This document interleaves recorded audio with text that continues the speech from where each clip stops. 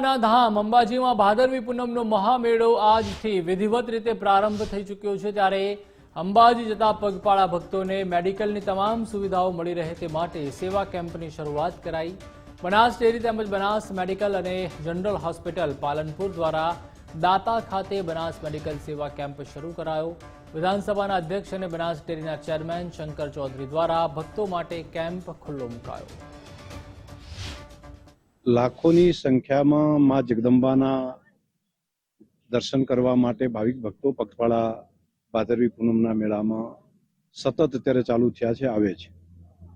અહીંયા દાંતા પાસે medical college, Banas medical college અને ગલબાભાઈ ચેરિટેબલ ટ્રસ્ટ અને બનાસ ડેરીના માધ્યમથી એક મેડિકલ માટેની સુવિધાઓ અહીંયા મળી રહે તે માટેની વ્યવસ્થા ઊભી કરવામાં આવી છે, જેથી આઈસીયુથી કરી અને જરૂર પડે અહીંયા વેન્ટિલેટરની વ્યવસ્થા પણ કરવામાં આવી છે, ઇમરજન્સીમાં જરૂર પડે તો।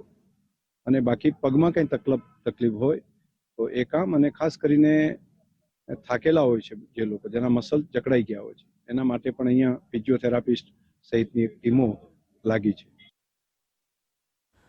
અંબાજી ભાદરવી પૂનમના મેળાનો આજે પ્રથમ દિવસ હતો, ત્યારે મહેસાણાથી અંબાજી માર્ગ પર શરૂ કરાયા છે સેવા કેમ્પ। અંબાજી ભાદરવી પૂનમના મેળાને લઈને ભક્તોની ભીડ જામી છે। પદયાત્રીઓ વિવિધ ભક્તો માટે સેવા કેમ્પ શરૂ કર્યા છે, ત્યારે યાત્રીઓ માટે નાસ્તા, પાણી, મેડિકલ તેમજ શરબતની વ્યવસ્થા પણ કરાઈ છે। ત્યારે ખેરાલુથી સતલાસણા જવાના માર્ગો પર સૌથી વધુ કેમ્પ લાગ્યા છે। 310થી વધુ કેમ્પ મહેસાણાથી અંબાજી જવાના માર્ગ પર લાગ્યા છે। ભાદરવી પૂનમનો મેળાનું જે આયોજન થયું છે, જેની અંદર મોટી સંખ્યામાં માઈ ભક્તો પદયાત્રીઓ જે છે અંબાજી તરફ પ્રયાણ કરી રહ્યા છે। ખાસ વાત કરીએ તો અહીંયાથી ખાસ ખેરાલુ અને સતલાસણા વચ્ચે જોઈ શકો છો કે જે પદયાત્રીઓનો ધસારો જે છે, આજે જે ભાદરવી પૂનમના પ્રથમ દિવસે જે છે મોટી સંખ્યામાં ભક્તો અહીંયા ઉમટી રહ્યા છે। આપ જોઈ શકો છો કે જે કેટલાક લોકો જે છે જીવંત જ્યોત કહી શકાય, અખંડ જ્યોત લઈ અને અંબાજી પ્રયાણ કરી રહ્યા છે અને અંબાને આ જે જ્યોત જે છે પસંદ કરશે। લોકોનો અનેરો ઉત્સાહ જે છે જોવા મળી રહ્યો છે। કેટલાય કેમ્પો, જે સેવા કેમ્પો છે પણ અહીંયા કાર્યરત થયા છે અને મા અંબાના પ્રાગટ્ય દિવસે મા અંબાના દર્શન કરી ધન્યતાની અનુભૂતિ કરશે।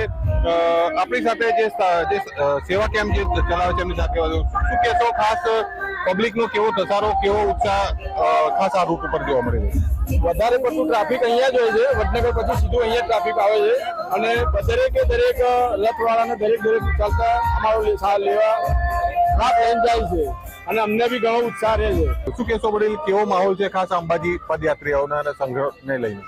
દર વર્ષે અંબાજી પૂનમના મેળાની અંદર ભાવિ ભક્તોની ભીડ તો જામે જ છે અને આ વર્ષે પણ પબ્લિકનો ઘસારો સારો એવો છે, એટલે પબ્લિકનો માનવ મેરામણ જે ઉમટે છે એનાથી અમને સેવા કરવાનો પણ બહુ આનંદ થાય છે અને ઉત્સાહની સાથે અમે આગળ વધીએ છીએ અને સેવાનો કામ કરીએ છીએ। શું કહેશો, કેવો આનંદ સેવાને લઈને?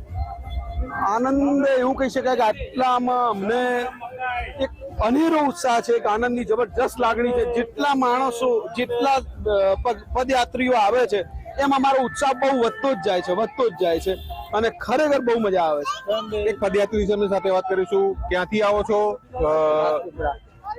છો? કેટલા? રાજપીપળાથી ખાસ વાત કરીએ તો અંબાજી કેટલું દૂર થાય? રાજપીપળા જુનારાજ કરજણ ડેમ સાથે અહીંથી ચાલતા પગપાળા આવીએ છીએ। કેટલો કિલોમીટરનું અંતર હશે? અંતર હશે 550 થી 600। કેટલા દિવસ પહેલા આપ નીકળ્યા હતા અને કઈ તારીખે નીકળ્યા હતા? 4 તારીખે ને 13 તારીખે ધજા ચડાવવાના છે।